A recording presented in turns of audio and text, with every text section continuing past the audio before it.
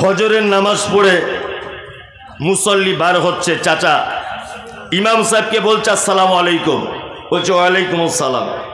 চাচা তখন বলছে 30 বছর নামাজ পড়ছি, আপনার মতো ইমানদার লোক আর আপনার মতো কণ্ঠস্বর এর পূর্বে আমাদের মসজিদে কোনো ইমাম হয়নি। চাচা বলছে ফজরের নামাজের পর। এখন ইমাম সাহেবের স্ত্রীর মারাত্মক শরীর খারাপ, এমার্জেন্সি, বহরমপুর হাসপাতালে ভর্তি। ও কাউকে ছুটি টুটি না নিয়ে চটাম বাড়ি চলে গেছে।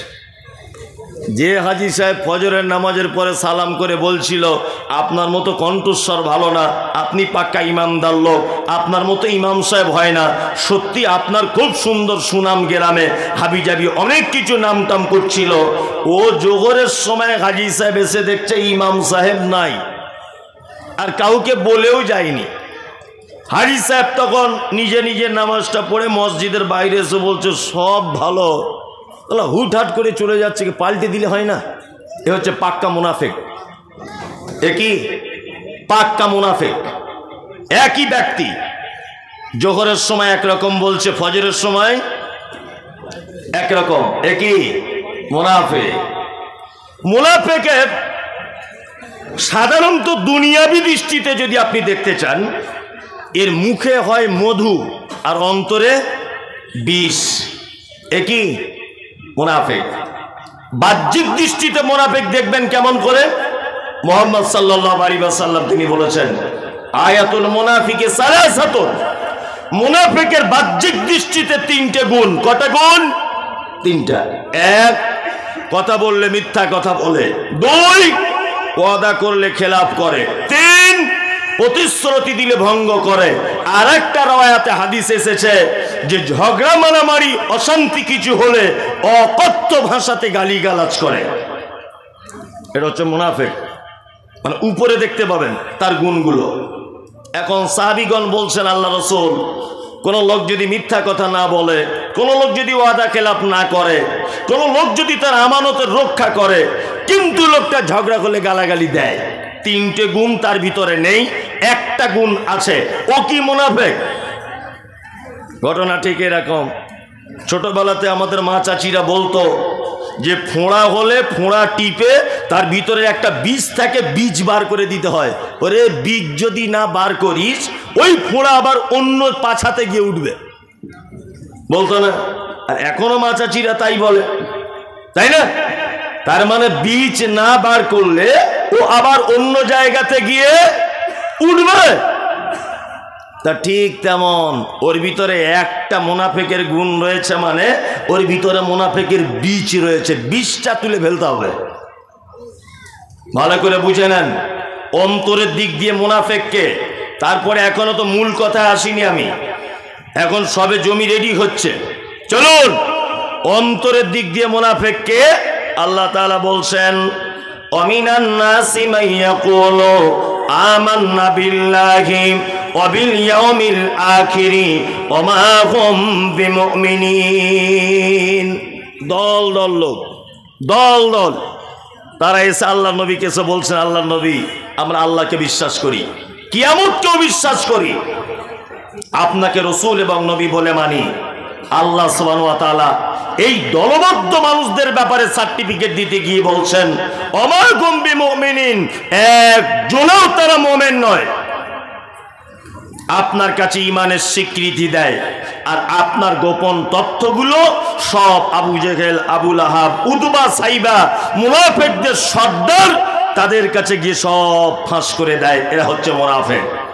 আচ্ছা বলুন, ইসলামের সব থেকে বেশি ক্ষতি করেছে মুহাম্মদ সাল্লাল্লাহু আলাইহি ওয়াসাল্লাম থেকে শুরু করে আজ 2024 আমি মুমতাজুল ইসলাম পর্যন্ত ইসলামের সব থেকে বেশি ক্ষতি করেছে, সর্বনাশ করেছে কারা জানা আছে?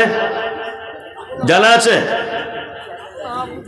আমি ওটা বলিনি, কোন শ্রেণীর মানুষ ইসলামের সব থেকে বেশি ক্ষতি করেছে? মুনাফিক।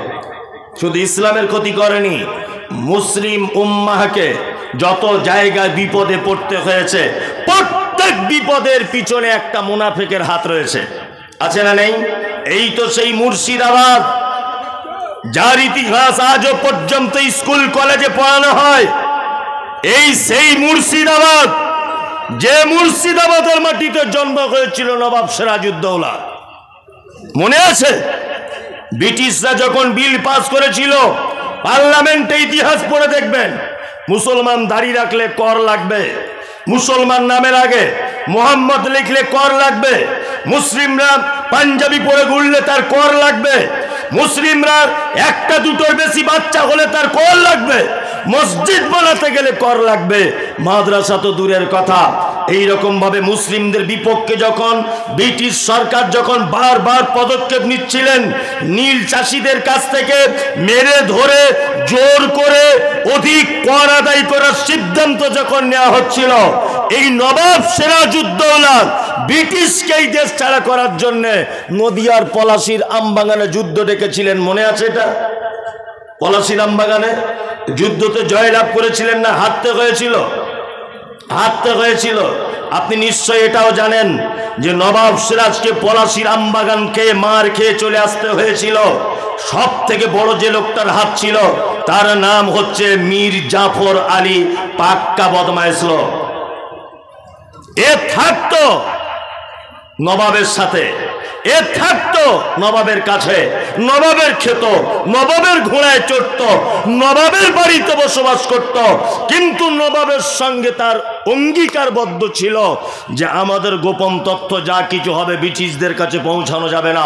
পলাশীর আমবাগানে ওদেরকে আমরা রণকৌশলের মাধ্যমে পরাজয় করবই, তবে ছাড়বো ওদেরকে, বাংলা ছাড়া করব, ভারত ছাড়া করে দেবো ব্রিটিশকে। আজকে নদিয়ার পলাশীর আমবাগানে তার ফলাফল হবে। আর এই বেঈমান বিশ্বাসঘাতক মীর জাফর আলী সমস্ত নবাব সিরাজউদ্দৌলার কথাবার্তারা ব্রিটিশদের কাছে গিয়ে চালান করে দেওয়ার ফলে ব্রিটিশরা নবাব সিরাজের সমস্ত গোপন তথ্য জেনে যাবার পরে নবাব সিরাজকে এবং তার দলবলকে মারতে সুবিধা হয়েছিল। আমি প্রথম যখন বক্তব্য জগতে বক্তব্য রাখতে আসি, তখন বক্তব্য রাখতে রাখতে একাধিক বক্তব্যতে বলেছি যে ডাক্তার জাকির নায়েককে দেশ থেকে তাড়ানো হয়েছে, এর জন্য ভারতবর্ষের সরকার তিনি দায়ী। আমি এ কথা একাধিকবার বক্তব্যতে বলেছি। ডাক্তার জাকির নায়েককে দেশ ছাড়তে হয়েছে, অমিত বাবু এর জন্য দায়ী, এ কথা আমি বলেছি। ডাক্তার জাকির নায়েককে বক্তব্য দেওয়া হয়নি, মুম্বাই থেকে তাড়িয়ে দেওয়া হয়েছে, এর জন্য দায়ী হয়তো আমাদের দিলীপ বাবু। এরকম অনেক বক্তব্য রেখেছি। তারপরে ওনার ব্যাপারে বিভিন্ন ওয়েবসাইট, বিভিন্ন জ্ঞানীগুণী, ওনার সঙ্গে যারা পিস টিভিতে কাজ করতেন তাদের সাথে সেই সমস্ত আলেমদের সঙ্গে কথাবার্তারা বুঝে আমি যা বুঝলাম, তাতে করে ডাক্তার জাকির নায়েক এই দেশ ছাড়তে নরেন্দ্র মোদীর যত না অবদান, যত না হাত রয়েছে, অমিত বাবুর যত না হাত রয়েছে, দিলীপ বাবুর যত না হাত রয়েছে, তার থেকে ওই লোকটাকে দেশ ছাড়ার পিছনে সব থেকে বড় হাত রয়েছে দাড়িওয়ালা, টুপিওয়ালা, বড় পাঞ্জাবিওয়ালা মুনাফেক হুজুরদের। এই মুনাফেক হুজুররা বাংলাদেশের প্রখ্যাত আলেম, সকলেই জানেন, নাম হলো তার আব্দুর রাজ্জাক বিন ইউসুফ। ইন্ডিয়া কারুর বইয়ের শাড়ি ধরে টেনেছে, কারুর মেয়ের ওড়না ধরে টেনেছে, ও কেন ভিসা পায় না? তসলিমা নাসরিন একজন ব্যভিচারিণী মহিলা, সে ভারতবর্ষে আসার ভিসা পায়, আর আব্দুর রাজ্জাক বিন ইউসুফ ভিসা পায় না। কেন? কি তোমার সর্বনাশ করেছে? ভিসা পায় না এই বিশ্বাসঘাতক মুনাফেক, দাড়িওয়ালা, বড় পাঞ্জাবিওয়ালা, টুপিওয়ালা, পীর ফকির হুজুর, এই মুনাফেকদের দলেরা এদেরকে ভিসা আটকে দেয়। সব সমাতে গিয়ে অভিযোগ করার কারণে এদের ভিসা থেকে বঞ্চিত করা হয়। ইসলামের সব থেকে বড় সর্বনাশ করেছে কারা? এই কোন দিকে পানির বোতল দেখেননি চোখে? আমার দিকে ফিরতে হবে, পানির বোতল দেখছে, এদিকে ফিরুন। ইসলামের তাহলে সব থেকে বড় সর্বনাশ করেছে কারা? মুনাফেকরা। এইবার আপনাদের একটা একটা করে কোরআনের আয়াত বলছি, আর আমার যদি কোথাও মিস হয়ে যায়, পিছনে আলেম ওলামারা বসে আছে, আমাকে নক করবেন, কোনো অসুবিধা নেই, এখনই নক করবেন, স্টেজেই নক করবেন যেটা আপনি ভুল বলে দিলেন। এক, পৃথিবীর সব থেকে বড় পাপ, হাদিস এবং কোরআনে 70টা কাবিরা পাপ খুঁজে পাওয়া যায়। কটা? 70টা। তার প্রথম নম্বরে শিরক, পৃথিবীর সব থেকে বড় কাবিরা পাপ। কি নাম? শিরক, তাই তো। দ্বিতীয় বড় পাপ আমি সিরিয়াল বাই বলতে পারছি না, তবে দ্বিতীয় বড় পাপ ধরে নেন এতিমের মাল অন্যায়ভাবে আত্মসাৎ করা। তৃতীয় বড় পাপ পিতামাতার সঙ্গে অসৎ ব্যবহার করা। চতুর্থ বড় পাপ মিথ্যা সাক্ষ্য প্রদান করা। পঞ্চম নম্বর বড় পাপ যুদ্ধের ময়দান থেকে পালিয়ে যাওয়া। ষষ্ঠম নম্বর বড় পাপ সুদের টাকা খাওয়া। সপ্তম নম্বর বড় পাপ ব্যভিচারে লিপ্ত হওয়া। এইগুলো হচ্ছে পৃথিবীতে 70টা বড় পাপের ভিতরে সিরিয়াল বললাম 7টা। এগুলো হচ্ছে পাপের জগতে বড় বড় পাপ, আরো আছে। এবার আপনাকে বলছি, একটা লোক শিরিক করলো, একটা লোক শিরিক করলো, ও জাহান্নামে যাবে। 2, একটা লোক পিতামাতার সঙ্গে সদ্ব্যবহার করলো, ও জাহান্নাম যাবে। একটা লোক মদ পান করলো, ও জাহান্নামে যাবে। তবে এখানে যত আলেম ওলামা আছেন এবং আপনারা আছেন, আপনারা একজনে এটা প্রমাণ করে আমাকে দেখান যে আল্লাহ সুবহানাহু ওয়া তাআলা মুশরিকদের ব্যাপারে এবং পিতামাতার অবাধ্যকারীর ব্যাপারে, সুদ পান করার ব্যাপারে, ঘুষ খাওয়ার ব্যাপারে, জেনা করার ব্যাপারে নির্দিষ্ট জাহান্নামের কোন জায়গা স্থান উল্লেখ করেছে যে এই জায়গাটায় মদ পানকারী থাকবে, এরকম একটাও নাই। কিন্তু আল্লাহ সুবহানাহু ওয়া তাআলা মুনাফিকদের ব্যাপারে বলতে গিয়ে বলছেন, ইন্নাল মুনাফিকিনা ফিদ দারকিল আসফালি মিনান নার। নিশ্চয়ই মুনাফিকরা তো নিকৃষ্ট পাপী যে ওদেরকে জাহান্নামের একেবারে নিম্ন স্তরে তলাতে রাখা হবে। শিরিক করেছে লোকটা, জাহান্নাম যাবে, স্বাভাবিক গতিতে জাহান্নামে থাকবে। পিতামাতার সঙ্গে অসৎ ব্যবহার করেছে, স্বাভাবিক গতিতে জাহান্নামে থাকবে। তবে যদি কেউ মুনাফিক হয় তাহলে জাহান্নামের কোথায় থাকবে? একেবারে নিচে, তাই না? চলুন এবার আপনাকে আর একটা কোরআনের আয়াত বলে দিই। এক, আমি মুমতাজুল ইসলাম কোটি কোটি টাকার সুদ খেয়েছি, আমি মারা গেলাম আজকে রাতে, কাল জোহরের পরে আমার জানাজা হবে। আপনি জানাজা পড়লেন, ভালো করে বুঝবেন, আপনি জানাজা পড়লেন। আচ্ছা বলুন, মুনাফিকদের কেউ যদি মারা যায় তাহলে তার জানাজার নামাজ পড়া যাবে কি যাবে না? জানা আছে? একজনা বলছে যাবে, মানে যা বুঝেছে তাই বলেছে। মুনাফিকদের সর্দার ছিল কে? আব্দুল্লাহ ইবনে উবাই। ঘটনাটা ভালো করে শুনবেন। আব্দুল্লাহ ইবনে উবাই ইবনে সুলুল মুনাফিকদের সর্দার মারা গেল। মারা যাবার পর তারই বেটা, নাম তার আব্দুল্লাহ, আল্লাহর নবীকে সে বলছেন, আল্লাহর নবী আমি চাইছি আপনার গায়ের জামাটা একটু খুলে দেন, আমার আব্বার কাফন হোক। ভালো করে বুঝবেন, কার কার জন্য কাফনের জন্য জামা চাইছে? মুনাফিকদের সর্দার, তার বাপ মারা গেছে তাই। আল্লাহ নবী সাল্লাল্লাহু আলাইহি ওয়াসাল্লাম জামাটা খুলে দিলেন, যাও জামাটা নিয়ে যাও।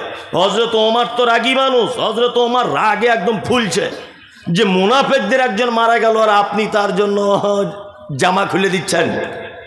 জামাটা রেখে আসার পরে আব্দুল্লাহ আবার এসে বলছেন, আল্লাহ নবী আমি চাইছি আপনি আমার আব্বার জানাজার সালাত আদায় করাবেন। আল্লাহ রসুল এইভাবে উঠলেন।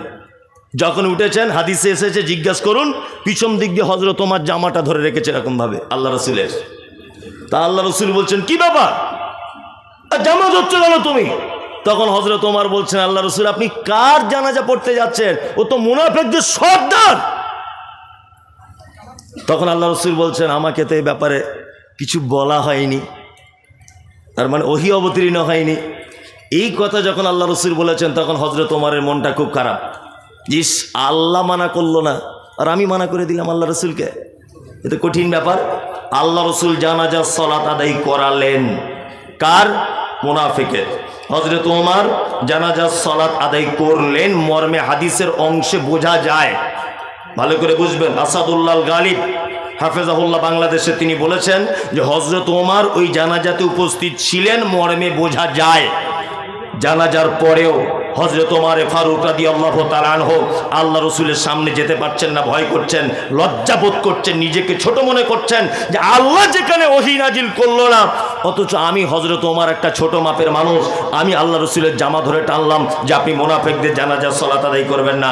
এই দেখুন কোরআনে আয়াত অবতীর্ণ হলো, সূরা তাওবা আয়াত নম্বর 84। আল্লাহ তাআলা বলছেন, ওয়ালা তুসাল্লি আলা আহাদিন মিনহুম মাতা আবাদা, নবী মুনাফিকদের ভিতরে যদি কেউ মারা যায় কোশ্চিন কালেও আপনি তাদের জানাজার সালাত আদায় করবেন না। কোরআনের আয়াত অবতীর্ণ হয়ে গেল। তার মানে হযরত ওমরের রায় কে আল্লাহর দরবারে, মানে তার জ্ঞানের পারদর্শিকতা আল্লাহর দরবারে মারাত্মক গুরুত্ব পেয়ে গেল, তাই না? এই জন্য আল্লাহ রাসূল কি বলেছেন, আমি চলে যাবার পরে যদি কেউ নবী হয় বা যদি কেউ নবী হতো, কে হতো? হযরত ওমর। কেন? এই কারণে হতো হযরত ওমর, তার জ্ঞানের পারদর্শিকতা ওজন করে মাপে আনা যাবে না। হযরত ওমর বলেছিলেন আল্লাহ রাসূল মুনাফিকদের জানাজা যাবেন না। আল্লাহ রাসূল জানাজা পড়ালেন, কোরআনের আয়াত অবতীর্ণ হলো, ওয়ালা তুসাল্লি আলা আহাদিম মিনহুম মাতা আবাদা ওয়ালা তাকুম আলা কবরিহি। আরে মুনাফিকদের জানাজা পড়বেন না, এটা তো পড়বেন না। ওয়ালা তাকুম আলা কবরিহি, আপনি তাদের কবরে পর্যন্ত দাঁড়াতে পারবেন না। খুব হুঁশিয়ারি করে শুনুন, আপনার ভিতরে যদি মুনাফিকের ওই চিহ্নগুলো যদি থাকে, আপনার জানাজা পড়া পর্যন্ত হারাম। বুঝতে পারছেন মুনাফিক কত খাতারনাক চিজ? বুঝতে পারছেন? চলুন এইবার আর একটা কথা বলে দিই। কারণ আল্লাহ বলছেন, কারণ ইন্নাকুম কাফারু, নিশ্চয়ই তারা অস্বীকার করেছে বিল্লাহে, আল্লাহর সাথে, ও রাসূলিহি, রাসূলের সাথে, ও মাতু ওহুম ফাসিকুন, এবং তারা মৃত্যুবরণ করেছে ফাসিক অবস্থায়। তাই এবার একটা কথা বলি, আমি লাখ লাখ টাকা সুদের খেয়েছি, আমি ব্যভিচার করেছি, আমি হারাম খেয়েছি, আমি কাউকে হত্যা করেছি, আমি মদ পান করেছি, আমি এক কথায় বড় বড় পাপীদের ভিতরে একজন। বলুন তো আমার জানাজা পড়া যাবে কি যাবে না? আমার জন্য দোয়া করা যাবে কি যাবে না? অবশ্যই যাবে। এ রাইট আপনার আছে, আপনি দোয়া করতে পারেন। কি? নামাজ পড়লেন নিজে নিজে, আমি আপনার ভাই, আল্লাহ মুমতাজুল ইসলাম আমার ভাই বড় বড় পাপ টাপ করেছিল, এগুলো আমরা সবাই জানতাম, তুমিও নিশ্চয়ই জানো, দয়া করে আল্লাহ তুমি আমার ভাইকে ক্ষমা করে দাও। এটা বলা যাবে কি যাবে না? বলা যাবে তো? অবশ্যই যাবে। এই পাপীদের জন্য ক্ষমা প্রার্থনা করা যাবে না? অবশ্যই যাবে। কিন্তু আল্লাহ তাআলা নবীকে বলছেন, এবার একটা আশ্চর্য কথা শুনুন। আমি জানি বৃষ্টি আসছে, তবে এই কথাটা রক্ষা করে তবে যাওয়ার চেষ্টা করুন। আল্লাহ তাআলা বলছেন, ইস্তাগফির লাহুম, ক্ষমা প্রার্থনা করেন, আওলা তাস্তাগফির লাহুম, ক্ষমা প্রার্থনা নাই বা করেন, ইন তাস্তাগফির লাহুম ৭০ মাররাতান, আপনি যদি মুনাফিকদের জন্য একদিনে ৭০ বার যদি ক্ষমা প্রার্থনা করেন, কতবার? ৭০ বার। আল্লাহ তাআলা বলছেন, ফালা ইয়াগফির আল্লাহু লাহুম, তারপরেও আমি মুনাফিকদের ক্ষমা করব না, কখনোই ক্ষমা করব না। আল্লাহ তাআলা নবীকে বলছেন, ইস্তাগফির লাহুম, আপনি ক্ষমা প্রার্থনা করেন, আওলা তাস্তাগফির লাহুম, যদি ক্ষমা প্রার্থনা নাই বা করেন, ইন তাস্তাগফির লাহুম ৭০ মাররাতান, আপনি যদি মুনাফিকদের জন্য ক্ষমা প্রার্থনা করেন দিনে যদি ৭০ বার, কতবার? আল্লাহ বলছেন, ফালাই ইয়াগফির আল্লাহু লাহুম, কখনোই আমি আল্লাহ, আপনি নবী যদি ৭০ বার দোয়া করেন, ক্ষমা প্রার্থনা করেন, তারপরেও আমি মুনাফিকদের ক্ষমা করব না। কি বুঝলেন আপনি? কিছু বুঝতে পারছেন? মাথায় কিছু ঢুকছে? তার মানে মুনাফিকরা এত খাতারনাক, নবী যদি তাদের জন্য দোয়া করে তবুও নবীর হাতটাও ফেরত দেওয়া হবে, আল্লাহ বলছে কথা। তার মানে পাপীদের জগতে কত বড় পাপী বুঝতে পারছেন এরা? আল্লাহু আকবার। এবার আপনাকে আর একটা কথা বলে দিই, সেটা হচ্ছে এই, এখন মুনাফিকদের ব্যাপারে বলতে গেলে অনেক টাইম লাগবে। আচ্ছা শর্টকাটে বলে দিই, মুনাফিক দেখতে পাওয়া যায় কোথায় জানা আছে? কোথায় দেখতে পাওয়া যায়?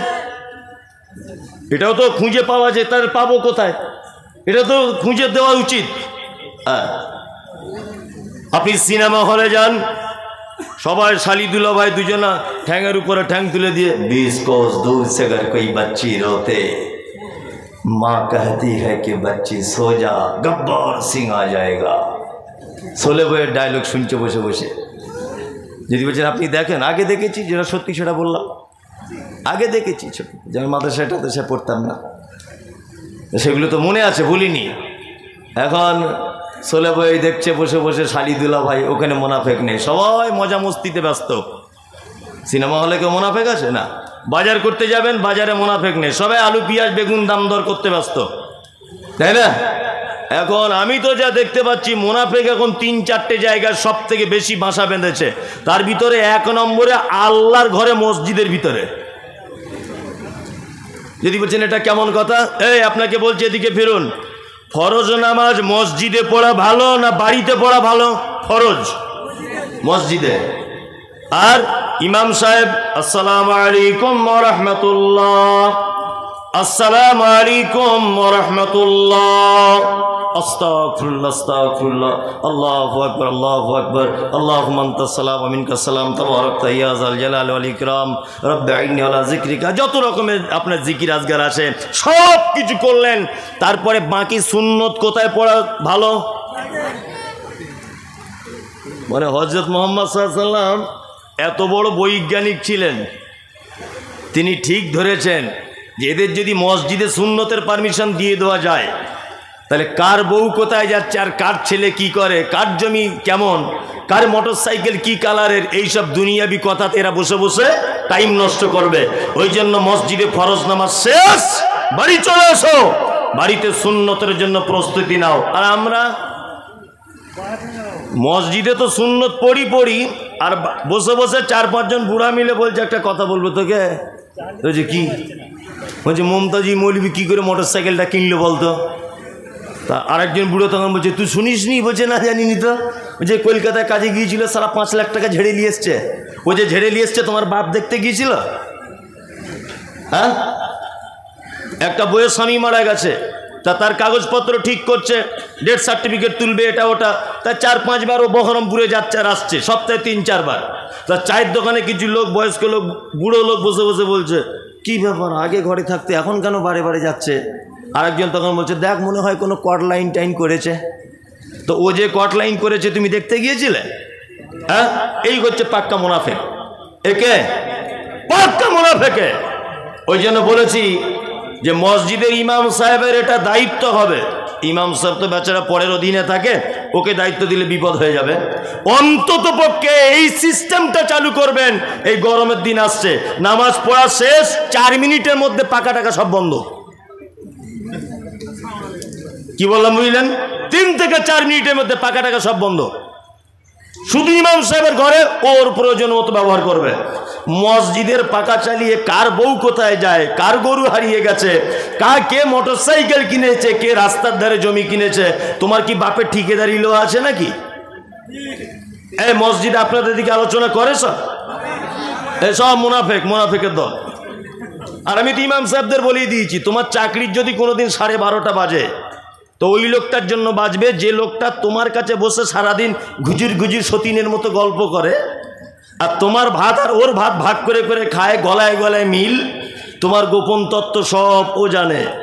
তোমার চাকরি যদি কোনোদিন যায়, ওই লোকটার কারণেই তোমার চাকরি সর্বনাশ হবে। ওই জন্য বলছি পীড়িত করা বন্ধ করুন। ইমাম সাহেব ভাইদেরকে বলছি, আমার কথা হয়তো মানে বয়স কম, শুনতে খারাপ লাগছে, কিন্তু কথা অতীব বাস্তব, একদম বাস্তব। আশ্চর্য ব্যাপার। আল্লাহ তুমি আমাদেরকে মুনাফিকি থেকে বাঁচাও, বলুন আমিন, বলুন আমিন, আমিন। মুনাফিক সাংঘাতিক জিনিস। চলুন আর একটা শব্দের একটু ব্যাখ্যা করে দিই। যদি অসুবিধা মনে হয়, গায়েটায় পানি পড়ে, একটু সরে বসবেন, বিশৃঙ্খলা করবেন না। এখন দেখুন একটা কথা বলি, হয়তো এরকমও হতে পারে যে সলুয়াদের আজকে পরীক্ষা চলছে, তাই না? পাড়ায় কেউ অসুখে পড়ে থাকলে আমরা কি বলি? ঠিক হয়েছে শালা, বড্ড বাড়াবাড়ি করছিলে, বলি না? 3-4 মাস বিছানায় শুয়ে আছে, কি বলি? ঠিক হয়েছে, বড্ড বাড়াবাড়ি করছিল, পাগল। ঠিক হয়নি। যার পরীক্ষা যত কঠিন, তার ফলাফল তত ভালো। ও 1 বছর যাবৎ বিছানায় পেচ্ছাপ পায়খানা করছে, মানে এটা ভেবে নিতে হবে আল্লাহ ওর জন্য জান্নাতের বড় একটা অংশ রেডি করে রাখছে। কি বললাম বুঝলেন? তা আজকে হয়তো আপনাদের পরীক্ষাটা একটু কঠিন হচ্ছে, ধৈর্য ধরুন, হয়তো এর থেকে রেজাল্ট অনেক ভালো হতে পারে। হয়তো কাল সকালবেলা কেউ দেখবেন 4 চাকা গাড়ি করে এসে বলছে সোশ্যাল মিডিয়াতে দেখে 5 লাখ টাকা নিয়ে এসেছি, জাকাতের টাকা সলুয়া মাদ্রাসায় দেবো। হতেও পারে, হতে পারে না? টিকিট লেগেও যেতে পারে। যাই হোক, তার মানে আপনারা অসহ্য হয়েন না, বসে যান। এক। দুই, আর একটা উপাধির কথা বলি, মোশরেক। মোশরেক কোন কোরআনে আছে না? আচ্ছা, কারা মোশরেক কারা? একজন বলছে হিন্দুরা, বলছে হিন্দুরা। এই পাগল, হিন্দুরা মোশরেক নয়। এই ব্যাপারটা অনেক আলেম ওলামা আছে, ব্যাপারটা বুঝে না। আমি বলেছি অনেক, কারণ নাম করে বলিনি, তারা ব্যাপারটা বুঝেই না। মোশরেক বলতে হিন্দু, আমাদের বর্তমান সমাজে যত ধর্ম দেখতে পাওয়া যায়, আপনার হিন্দু, খ্রিস্টান, জৈন, ইহুদি, হাঁড়ি, চুয়ার, চামার, মেথর, বাগদি, ছুতর, যত আর কি দুনিয়ায় ধর্ম নামে পরিচিত আছে, এরা একজনও মোশরেক নয়। এরা হচ্ছে সব সাবেঈ। এরা কি? সাবেঈ। কোরআনে শব্দ এসেছে সাবেঈ। সাবেঈ কারা? সাবেঈ হচ্ছে তারা যারা আল্লাহকে বিশ্বাস করে, তারপরেও এক একটা দেবদেবীর এক এক রকমের আলাদা আলাদা পাওয়ার আছে, এইটা বিশ্বাস করে। এরা হচ্ছে সাবেঈ। হিন্দু ভাইকে জিজ্ঞাসা করবেন এই বৃষ্টি দিচ্ছে কে, ও এক চান্সে বলবে উপরওয়ালা, বলবে না? তার মানে ও জানে উপরে একজন আল্লাহ আছে, কিন্তু ওই লোকটাই তার বেটাকে বলছে, তার বেটিকে বলছে, এই আজকে সরস্বতী পুজো, সরস্বতী হচ্ছে বিদ্যার দেবী, যদি চাকরি বাকরি পেতে চাস তাহলে সরস্বতীর কাছে যা।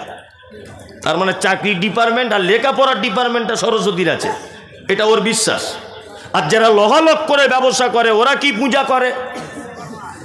বিশ্বকর্মা, মানে ওদের দামি বিশ্বকর্মার হাতে লহালক করে ডিপার্টমেন্ট আছে, তাই না? আর হিন্দু ভাইরা পুকুরে যখন স্নান করতে যায়, তখন দেখবেন এইরকম এরকম করছে না? হিন্দু শাস্ত্রের দাবি হচ্ছে এই, সারা পৃথিবীতে যত মানুষ এবং যা কিছুর আগমন, প্রত্যেক প্রাণী গঙ্গা দেবীর সন্তান। তার মানে একটা মানুষ কতদিন বাঁচবে, একটা মানুষ কতদিন পর মৃত্যুবরণ করবে, তার কতদিন পৃথিবীতে থাকা হবে, কতদিন অসুখে পড়ে থাকবে, কতদিন চাকরিজীবী হবে, কতদিন রিটায়ার করবে, এ টু জেড বিষয়ে গঙ্গা দেবীর ডিপার্টমেন্টে রয়েছে। ওই জন্য বুড়া লোক পানিতে নেমে এরকম করে বলতে চায়, মা গঙ্গা দেবী 70 বছর তো হয়ে গেল, আর অন্তত 10টা বছর বাঁচিয়ে দাও, কারণ ডিপার্টমেন্ট তোমার হাতে। এ হচ্ছে কি? সাবেঈ। যদি বলছেন মমতাজুল সাহেব মোশরেক কে, মোশরেক আমাদের ভিতরে। মোশরেক কারা? নামধারী মুসলমানদের ভিতরে। হিন্দু মোশরেক নয়, ইহুদি মোশরেক নয়, কলবিল যত আছে এরা কেউ মোশরেক নয়। মোশরেক কে? মুসলিমদের ভিতরে। প্রমাণ এই দেখুন, আপনাকে দেখাই। আল্লাহ তাআলা নবীকে বলছেন, নবী আপনি জিজ্ঞাসা করুন আবু জাহেলকে, কি আরে দিন এবং রাতের বিবর্তনের মালিক কে বলো? তখন আবু জাহেল বলছে, দিন এবং রাতের বিবর্তনের মালিক আল্লাহ। আল্লাহ নবী সাল্লাল্লাহু আলাইহি ওয়াসাল্লাম জিজ্ঞাসা করছেন, চাচা বলো সুস্থতা এবং অসুস্থতার মালিক কে? বলছে আল্লাহ। তখন মুহাম্মদ সাল্লাল্লাহু আলাইহি ওয়াসাল্লাম বলছেন, চাচা আপনি তাহলে আল্লাহকে বিশ্বাস করেন না কেন? তখন আবু জাহেল বলছে, মুহাম্মদ শোনো, ঘটনা হচ্ছে এই, রাত দিনের বিবর্তনের মালিক এটা আল্লাহ আমি জানি, সুস্থতা অসুস্থতার মালিক আল্লাহ এটা আমি জানি, সব কিছুর একচ্ছত্র মালিকানার দায়িত্ব আল্লাহর এটা আমি জানি, কিন্তু তোমার আল্লাহকে ডাইরেক্ট পাওয়া যাবে না, 360টা দেবদেবীর পূজা করার মাধ্যমে তাকে পেতে হবে। বর্তমান ভারত, পাকিস্তান, বাংলাদেশের অজস্র মুসলমানদের এই আকীদা আছে, আল্লাহকে ডাইরেক্ট পাওয়া যায় না, পীর হুজুরের মাধ্যমে, ফকিরের মাধ্যমে, তবে আল্লাহকে পাওয়া লাগবে, ডাইরেক্ট আল্লাহকে পাওয়া যাবে না। আমি বক্তব্য রেখেছি, ডাইরেক্ট আল্লাহকে পেতে হবে, কোনো মাধ্যমে নয়। আমার এগেইনস্টে মুর্শিদাবাদের একজন বক্তব্য রাখছে আর বলছে মমতাজুল ইসলামের জন্মের ঠিক নাই। কেন রে বাবা? আমার জন্মের সমস্যার কারণ কি? আমার আব্বা মা দুজনাই সুস্থ, জন্মের কেন সমস্যা হবে? মনে মনে ভাবছি।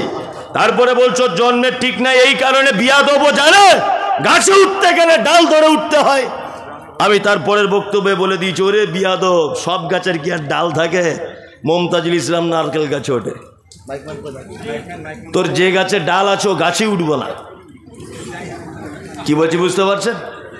তোর যে গাছের ডাল আছে ও গাছেই আমি উঠবো না, এটা হচ্ছে দলিল।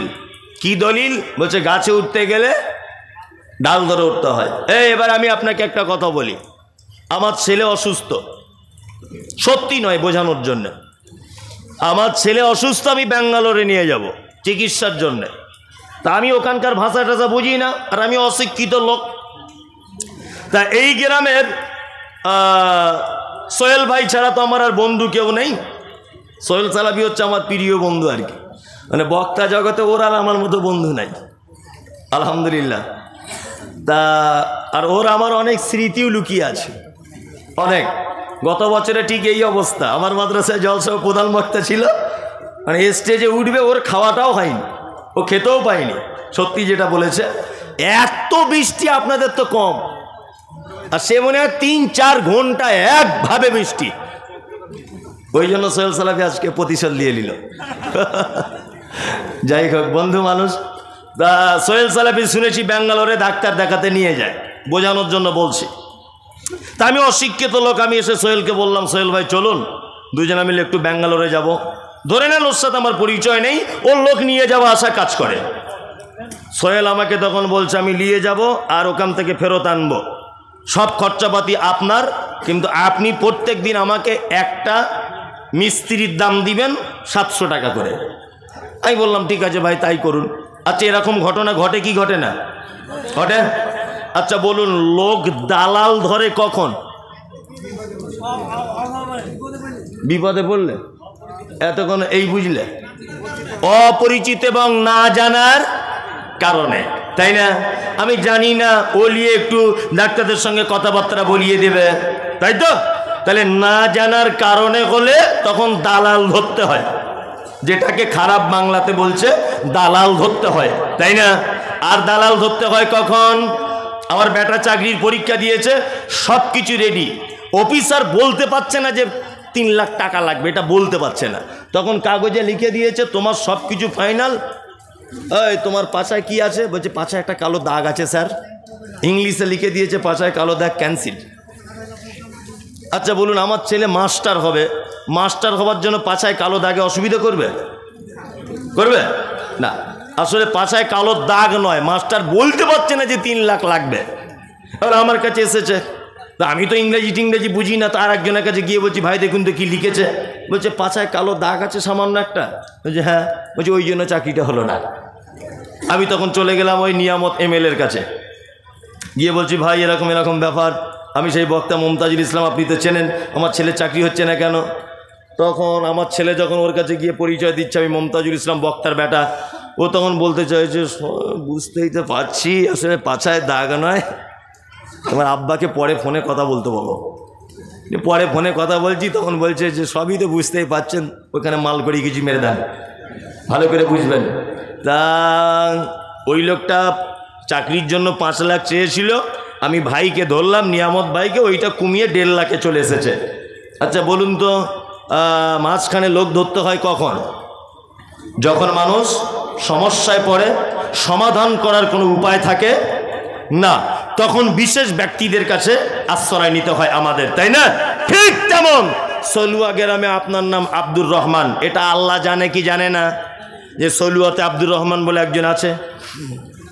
এটা আল্লাহ জানে কি জানে না? জানে। তা আল্লাহর সাথে যখন আমার আগে থেকেই পরিচয় হয়েই আছে, তাহলে মাঝখানে আমি পীর ফকির দালাল ধরতে যাব কেন? হ্যাঁ, দালাল ধরার কোনো প্রশ্নই ওঠে না, ওঠে? কোনো প্রশ্ন ওঠে না। আল্লাহু আকবার। আল্লাহ তুমি আমাদেরকে এই দালাল থেকে বাঁচার তৌফিক দান করো, আমিন আমিন।